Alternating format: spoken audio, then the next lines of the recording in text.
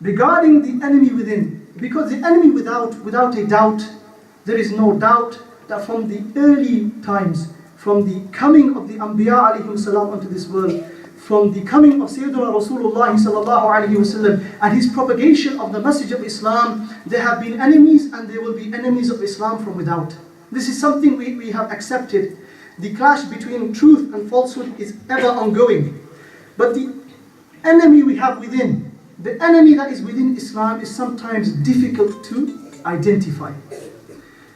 And we know of the circumstances and the events that have unfolded in lands like Libya, and prior to that in lands like Egypt, in Pakistan, in Yemen, where certain people have taken it upon themselves to declare war upon Allah and His Messenger sallallahu alaihi wasallam by turning against the resting places of the Sahaba ridwanullahi alaihim ajma'een and the awliya of Allah.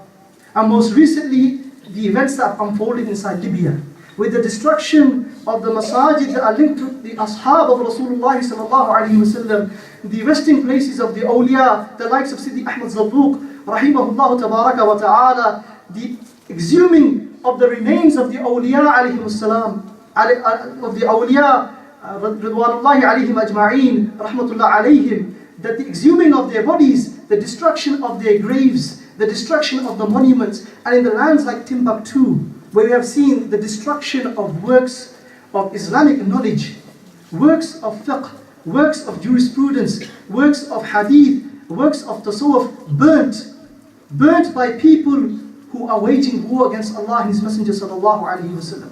This is nothing except an attempt to sever this ummah of the Prophet sallallahu alaihi wasallam from that chain of narration which it traces back to Sayyidina Rasulullah sallallahu alaihi wasallam. Because the awliya of Allah subhanahu wa ta'ala are those men whom in every age they have delivered the correct understanding of Islam generation after generation to our time. They are the ones who have followed the Quran and the Sunnah of the Prophet sallallahu alaihi wasallam, conveyed it, and they have been living examples and embodiment of the Aqeedah of Ahl Sunnati wal Jama'ah in every age. And through the destruction of their graves, and through the destruction of the monuments which are attached to them, and through the destruction of the works of knowledge that they have left this ummah, this is a sign that these people are trying to sever this ummah from its historical past. That chain, that sanad, which links us all the way back to Sayyidina Rasulullah sallallahu alaihi wasallam. And this is not a modern occurrence.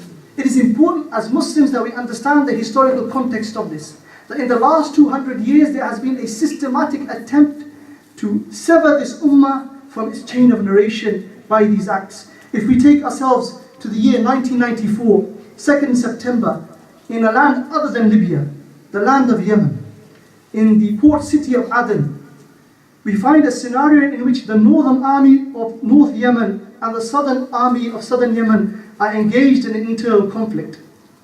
In the northern army, certain individuals enter into that army in the fight to take the city of Aden. But their aim is not to join Yemen together.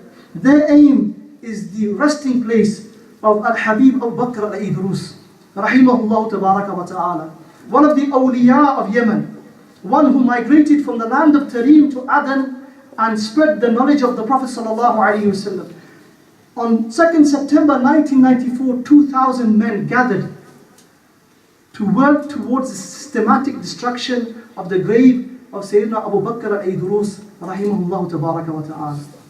They burned books, including the Quran. They burned books of awrad, litanies, adhkar. They exhumed the bodies of common Muslims in the graveyard next to the grave of the Shaykh. They burnt the wooden ark that had been placed upon the grave of the Shaykh until nothing was left except Bismillahir Rahmanir Rahim. They rigged the monument and the dome with explosives in an attempt to remove all trace of the existence of the grave of the Shaykh, but they failed.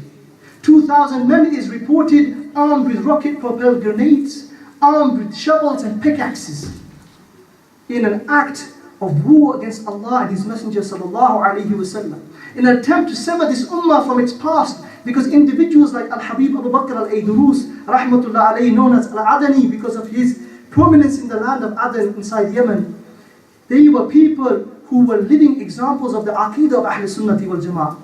and propagators of the correct understanding of the way of the Prophet ﷺ and the pious predecessors.